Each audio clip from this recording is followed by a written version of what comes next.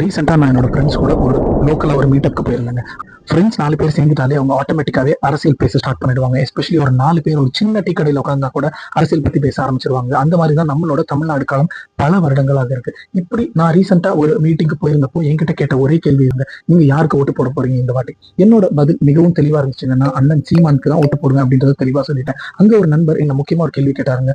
நீங்க சீமான் கட்சிக்கு, அதாவது எம்டிகேக்கு ஓட்டு போடுறதுக்கு ஒரு முக்கியமான காரணம் சொல்லுங்க அப்படின்னு சொன்னாங்க. அவங்க கிட்ட நான் காமிச்ச காணொலி இதுதாங்க. இந்த காணொலி நீங்களும் பாருங்க.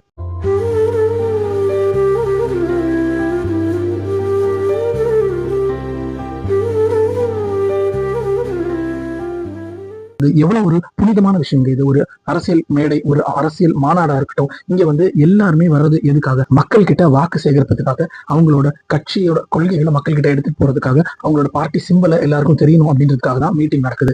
அதுல நம்ம நாட்டுல பல மீட்டிங்கள் குவார்டருக்கும் பிரியாணிக்கும் தான் நடக்குது. அது வேற விஷயம், அதை விட்டுருங்க. சோ இந்த மாதிரி ஒரு மாநாடு நடக்கும் போது இந்த ஒரு செயல் இவங்க செஞ்சது என்ன நிஜமாலே ஆச்சரியத்துல கொண்டு போயிடுச்சுங்க. அதாவது ஒரு மீட்டிங்ல இந்த மாதிரி குருதி குடை பாசறை அவங்க நடத்துற ஒரு பிளட் டொனேஷன் டிரைவ் பண்ணணும்ன்ற ஒரு அவசியமே கிடையாதுங்க.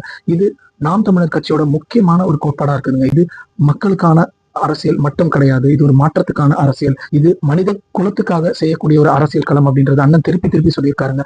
ஒரு அரசியல் மாநாட்டுல நம்மளோட முஸ்லிம் சகோதரர்கள் நோன்பு திறக்கிறதுக்காக ஒரு இடம், நம்மளோட தாயார்கள் எல்லாரும் பால் கொடுப்பதற்காக ஒரு இடம், பிளட் டொனேஷனுக்கான ஒரு இடம், இந்த மாதிரி எல்லாத்தையும் யோசிச்சு செஞ்சிருக்காங்க.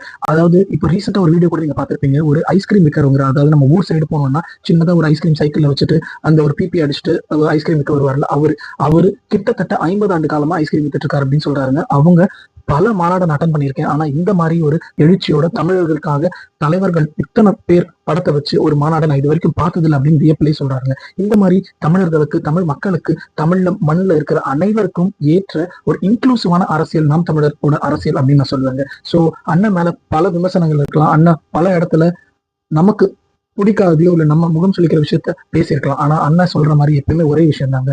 அண்ணன் நமக்காக, மக்களுக்காக, இங்க மலைகளுக்காக, இந்த மண்ணுக்காக, இந்த நீருக்காக, அனைத்துக்காகவும் நிற்பார் அப்படின்னு சொல்ற ஒரே ஒரு விஷயத்துக்காக தான் நான் நாம் தமிழர் கட்சிக்கு ஓட்டு போடணும் அப்படின்னு நினைக்கிறேங்க. இது மக்களுக்கான அரசியல் மட்டும் இல்லாம இங்க உள்ள காக்கைக்கும், பூச்சிக்கும், மலைக்கும், தண்ணிக்கும், ஆத்துக்கும், குளத்துக்கும் உண்டான அரசியலா இருக்குதுங்க. நாளை இது எல்லாம் தான் நம்மளை காப்பாத்துமே தவிர நம்ம சம்பாதிக்கிற பேரோ பணமோ நம்மளை எத்தனை வருஷத்துக்கு கொண்டு போயப்படுது. இதை கொஞ்சம் யோசிச்சு பாருங்க. உங்களுக்கு நீங்க யாருக்கு வேணாலும் ஓட்டு போடணும்னு நினைச்சுக்கோங்க. ஆனா நான் சொல்றது ஒரே ஒரு விஷயத்த மனசுல ஏற்றிக்கோங்க. நீங்க எலெக்ஷன் டே அன்னைக்கு அந்த எலெக்ஷன் பூத்துக்கு போய் அந்த பாக்ஸுக்கு முன்னாடி போய் நிற்கும் போது ஒரு செகண்ட் யோசிச்சு பாருங்க. நீங்க இதுக்கு முன்னாடி போட்ட கட்சிகள் இங்க என்ன பண்ணியிருக்காங்க, உங்களுக்காக என்ன செஞ்சிருக்காங்க, நம்ம யோசிக்கிற அந்த பட்டன் அமுக்கிறதுக்கு முன்னாடி அவங்க உங்களுக்கு செஞ்ச விஷயங்கள், செஞ்ச நம்பிக்கை துரோகங்கள் அனைத்தையும் யோசிச்சு பார்த்துட்டு நீங்க ஓட்டு போடுங்க. நாம் தமிழ் கட்சிக்கு தான் எல்லாரும் ஓட்டு போடணும் நான் சொல்லுங்க. ஆனா சரியான கட்சியும் சரியான கேண்டிடேட்டையும் பார்த்து உங்களுக்கு யார் அப்ரோச்சபிளா இருப்பாங்க, யாரை நீங்க தேர்ந்தெடுத்தா உங்களோட ஃபியூச்சரும் உங்க பிள்ளைகளோட ஃபியூச்சரும் நல்லா இருக்கும் அப்படிங்கறத யோசிச்சு பாருங்க. தேங்க்யூ.